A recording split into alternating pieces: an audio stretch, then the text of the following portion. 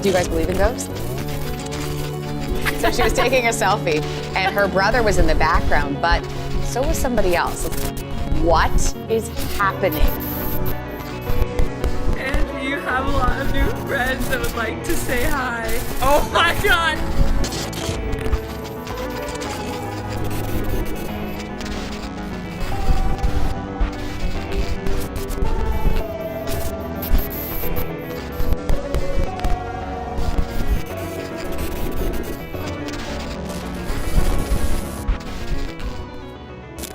I'm your host Alex, and tonight you will be seeing definitive evidence that ghosts can communicate through Snapchat filters and manifest themselves through most of our modern camera phone technology. I will lead you to understand my current theory on accurately digitally mapping the afterlife. But first, I'd like to ask my incredible audience and any newcomers to please subscribe to our channel, give us a like, and leave a comment down below. I want to address my last few videos about the young missing women involved in the Wayfair Gate story. Those two girls are alive and well. The conspiracy is very strange, but still leaves me puzzled. I will be following the story and getting as much info as I can on the situation. There will be a full 20-minute video about the story. Whatever power is at large deleting and censoring all of our tags on hashtag WayfairGate has made it very hard to circulate accurate information, but I will do my best to convey the story in the most down-to-earth way possible. Also, I'd like to thank most of my current audience who has stuck with me the last few years. I'm so happy to be producing my own content on my own terms. One more thing before the video begins. I want to give a shout out to Huey P. Burrito. He's been a long-time viewer of the channel and he's still here after a few long years of no content. And we are so thankful that you still check us out to this day. And thank you to all the others that still tune in. Previously in my media career, I worked for Ground Zero with Clyde Lewis. I've been around some of the most free-thinking minds and complete nut jobs, but throughout it all, it's given me the strength to see through media deception and understand when topics like these need to be discussed on a bigger scale. I've been on a great handful of ghost hunts and spiritual journeys. I myself have experienced first-hand contact with the afterlife, specifically contact with my uncle, but that's a story for another day. Throughout our daily experience of modern media and our society's interactions with it, the seemingly unexplainable becomes impossible to ignore. In an ever-embattled world of differing ideologies and information, it can become challenging to determine truth from fiction or even propaganda. While this endless quest for facts seems to leave many with more questions than answers, we hope to provide a balanced perspective into a few of the subjects that both the bigger world and your local community will inquire about. Our goal is to leave no stone unturned no matter what the end result may be. The first series of videos I would like to discuss are from an interesting Redditor and YouTuber named Skin555. This Reddit thread was created around 4 years ago. It started off calm. He and his partner decided to move in with their parents to save a bit of cash in order to save for a better place for the future. It morphed into something dark and scary, a spectral haunting, or a home burglary. Right, so the first one of my parents' little birds is this little guy. It is little Leo. He's a cockatiel. The second little bird of my parents is a rainbow lorikeet. His name is Oliver. And there he is. The first and second video Skinna posted was normal, but actively seeking darkness is what we do best as humans. We hunt for the unknown, we strive for the immeasurable. It may seem like he's just showing everyone his parents' birds. Birds are cute, I'm not gonna lie. But he said he was posting these videos because his friends love to see his birds, so, you know. But if you take a look into the darkness looming behind him in the third video, you can see a demonic being creeping just out of the corner of your eye, and just out of the corner of your mind. Almost as if he was peering in, spying on him silently. I'll show you the video at normal speed, an enhanced version, so you can see exactly what we are talking about.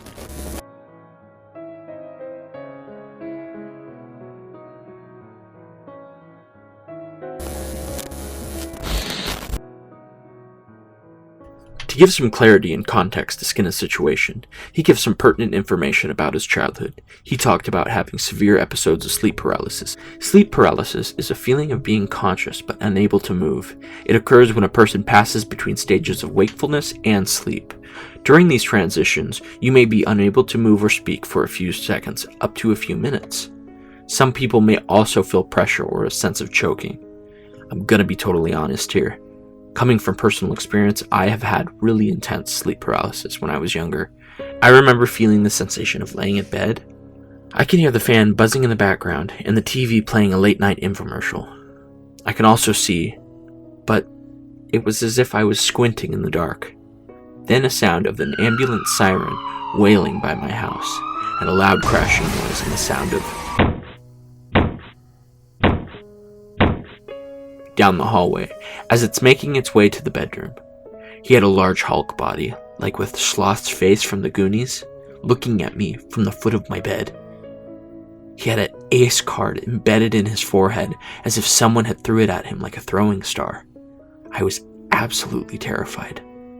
I was screaming, trying to move, but nothing would wake me.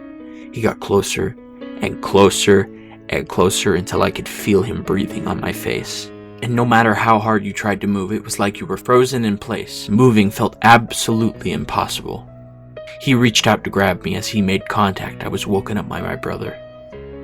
I can relate to Skinner's situation. I'll never forget about that night. It was absolutely horrifying. When Skinner was 13 and 14 years old, during his paralysis episodes, manifestations started recurring. He claimed that he would see a faceless man with his arms up looking through his window in the exact same position as the figure we see in the enhanced video.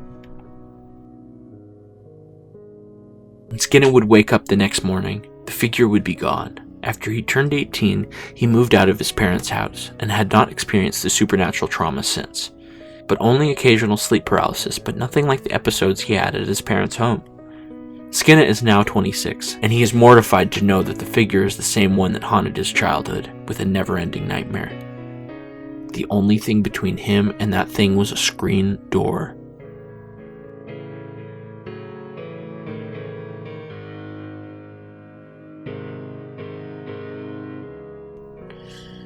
For a few days, not much activity seemed to occur. Things seemed to be going good, until one fateful night. The being came to haunt again. Skinner had been convinced people were going to rob him and his family, so he repurposed his Galaxy S3 to become a camera-only device, to hopefully catch this nasty intruder if the situation comes. He took mental notes to lock every door and window in his home. He went to work Friday with nothing out of the ordinary. He felt an oncoming dread throughout the day. Totally not the universe foreshadowing or anything. Pleading with himself about staying at his parents' home Friday and Saturday night alone. He eventually ends up staying home Friday night. Things go down. He then hears something banging and scraping on the same screen door the figure was at the other night. He stayed silent and began filming. He begins to film the downstairs of the home while searching the laundry room. He then heads to the back screen door. He doesn't seem to catch much back there until he goes to the other part of the house. Nothing much happens in the video, and he doesn't call the police. And he keeps all the lights on, staying away from all the windows until 11 p.m. when his parents get home. But then a remarkable follower of his Reddit thread found a mass in the corner of the dining room by enhancing the video. It's as if someone is standing in the corner trying not to be seen. It looks very similar to the figure looking through the window. He was convinced that the person in the corner was the perpetrator that's trying to break in. They ended up staying at the motel that night because they felt unsafe in their own home. He said he called the police. They theorized that the intruder entered and exited through the roof somehow. This person would have had to be extremely careful because Skinner says the stairs are very squeaky. They then decide to stay with their friends for a week and discuss whether or not they want to move back with their parents. They did not go back. Now, the reason you needed to hear this story specifically is because this shows definitive proof through Snapchat that spirits and ghosts can be captured with our smartphones and touch devices. Skinner was able to capture an abusive spirit definitively on camera. Now, how many people can actually say that? Just by the way the internet has been going for these past few years, quite a few people have had crazy supernatural interactions on Snapchat alone, not only just full manifestations, but they are able to use face tracking filters to communicate as well. Now, our goal with Skinner's story was to show you that in fact, full manifestations can happen. Snapchat bought a Ukrainian startup app called Luxury in 2015 for $150 million. Luxury was designed to read in computer vision. It uses pixel data from your device's camera to identify solid objects, faces, and even is used for mapping streets in application for self-driving vehicles. This technology is extremely advanced and could be used for any depth of physical and multispectrum detection. This application sparingly uses the Viola-Jones algorithm to identify faces, because the Viola-Jones algorithm only tracks your face when you're directly facing the camera. To cure that problem, they introduced active shape models for more tone-accurate and direct facial tracking. It pulls from a depository of millions of pre-rendered active shape model templates for complete accuracy.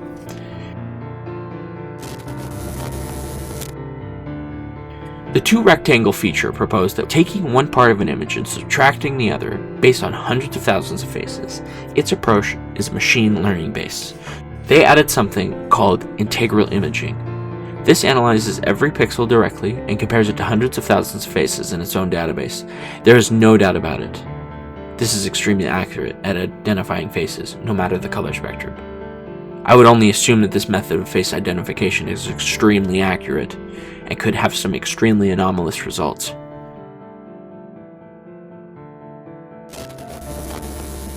There is a consumer application that was produced by Snapchat Incorporated in 2018. Over the past few years, it has morphed into a product they call Lens Studio. Just by looking at this site and their software, I feel that just by taking a look at the homepage will embolden my theories. Looking at how accurate this technology is becoming, it's seamless augmented reality.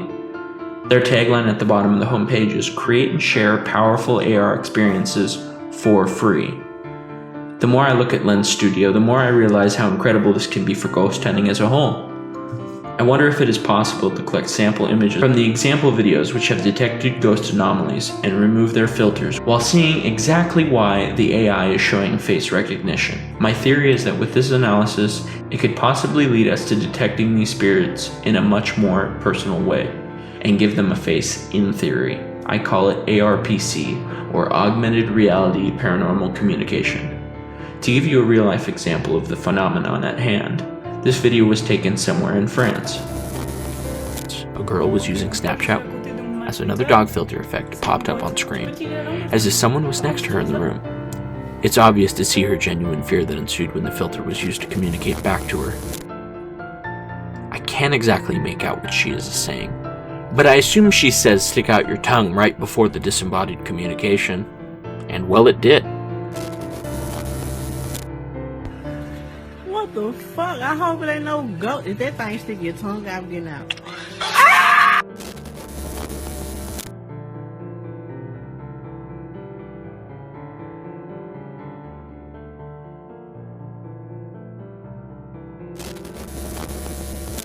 I think the best way I can explain this phenomenon is to explain what type of activity you truly face in the field.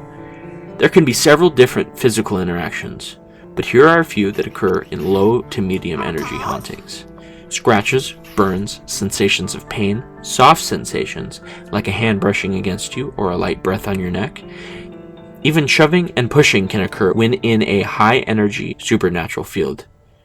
You could even have a spirit whisper in your ear. I'm going to be honest. I have had that happen to me personally. It was absolutely unreal. I felt the cold breath hitting my ear as it spoke to me. The sad part is that I was not able to determine and understand what I had heard. But a good portion of any EVP or voice phenomenon is a gamble when deciphering its true message. An excellent device to translate EVPs and truly decipher their message would be an Ovilus 5B. How does it work, you may ask? Well, it takes intelligent spirit communication to the next level by translating audible EVPs into writing. Having the EVP written out helps you understand them in the moment that may otherwise been misunderstood and gives more visual evidence during your paranormal investigation. I would say it's similar to text-to-speech on most current devices, but instead of picking up your voice, it's designed to pick up the most anomalous sounds, isolate them, and determine whether or not it is intelligent speech or inaudible garbage. It displays the message on its LED screen. It also plays these words aloud, kind of like a ghost voice assistant. The device has 4 different tones and can translate in 2 languages, male English, male Spanish, and female Spanish. I have seen this device used in the field several times. It can lead to some pretty interesting results. It's possible to have full conversations with the afterlife through this device if you are at a charged enough location. but those occurrences are very rare. These type of interactions only occur in medium-high energy hauntings. There also can be metaphysical interaction, like a total loss of control of the body and mind. It can happen in a number of different orders, but normally can be diagnosed by metaphysical interactions, hallucinations, intense confusion, hearing voices, intense anger, suicidal thoughts, and loss of consciousness. Now, let me show you a video of an Ovilus working properly in a highly charged environment. Throughout E.G. Scary's video, a name is repeated around 3 to 4 separate times, the name Robert. According to the video creator, Robert was the deceased homeowner's name. After stating itself in its environment at 3:38 in the video, he seemed to have an unexplained audio issue where no sounds play at all. This kind of activity usually only occurs after you make contact with the afterlife. My understanding leads me to believe that the being is trying to siphon energy from his camera and the Ovilus device. You see, spirits need electromagnetic energy to manifest themselves. As he walks through the house showing us a full view of the dilapidated environment that Robert used to call home, he gets to the stairwell and exclaims, All right guys, have a good one. He gets an immediate reply. Help, strength, please. A very eerie response, almost like Robert is crying out for more energy. My point here is that ghosts are able to interact with our body, mind, soul, and any device that we use to communicate with them. We as humans are attached to our electronic devices, and who's to say that a ghost couldn't learn to manipulate your phone?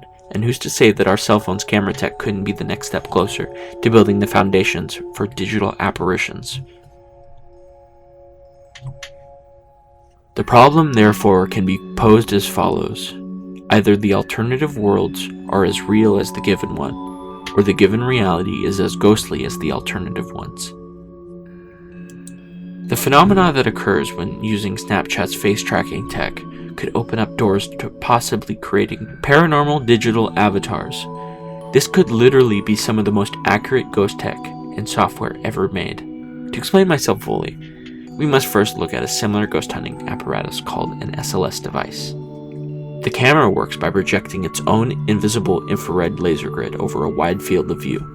The Kinect SLS camera has an infrared light projector with a monochrome CMOS sensor that shows everything as dots arranged in a 3D formation.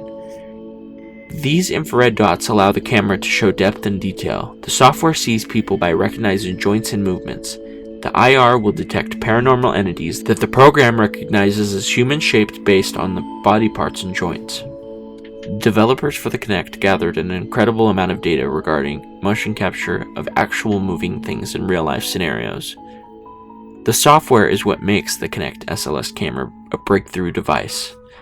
It processes tons of data using a special artificial intelligence machine learning algorithm and analyzes all this data 30 times a second.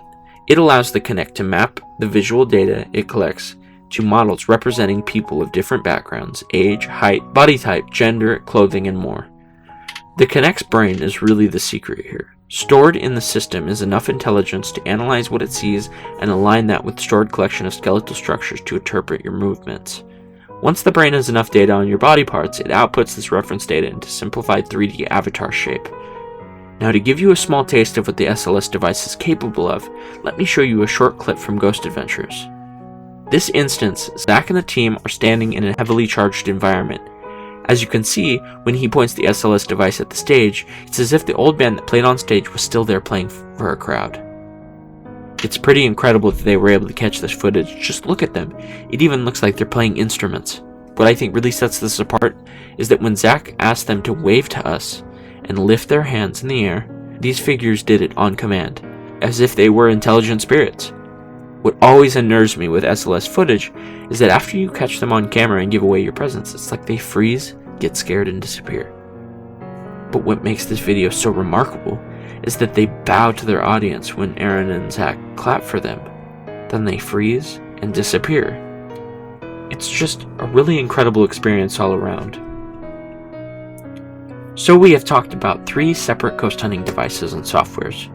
Now, for instance, let's take these 3 devices. Snapchat's face tracking, the SLS Kinect camera, and the Ovilus 5B. What if you could combine these technologies? Let's just ponder for a moment and imagine a situation in a high-energy haunting where these three combined technologies were used in the field. Let's say you feel a presence in a dark hallway and pointed the combined tech at this presence, and you were able to track accurately a face and a body. What if we studied the application of this tech on a larger scale and developed it further? I feel my theory could lead to investigative breakthroughs. Like I theorized before, this could be the beginning of supernatural digital avatars, or at least an extremely accurate metaphysical framework tracking device for the afterlife. What I find even more interesting is that the supernatural energies we leave behind when we pass are still shaped like us, as if we still hold our form as energy existing in some kind of bleed-through parallel dimension. I wonder what truly happens when we get there. Throughout all my investigations, I feel like I have come to a consensus that our afterlife is kind of like drifting through time and space. Sometimes you're here and sometimes you aren't. I believe you have more of a potential to bleed through when you as a spirit are connected or collecting electromagnetic energy. We can never truly know though until we reach the other side. If there are any ghost hunters out there able to make my theory reality that uses all three devices' capabilities and puts them into one so we can test my theory, please do. But anyways guys, I just want to say thank you guys for watching. Also check out our Facebook page and our Twitter and Reddit and all of our social media. I'll put that down in the description. But yeah, thank you guys. I hope you enjoyed this. There's more to come soon. And I just want you to remember, you are living in a conspiracy.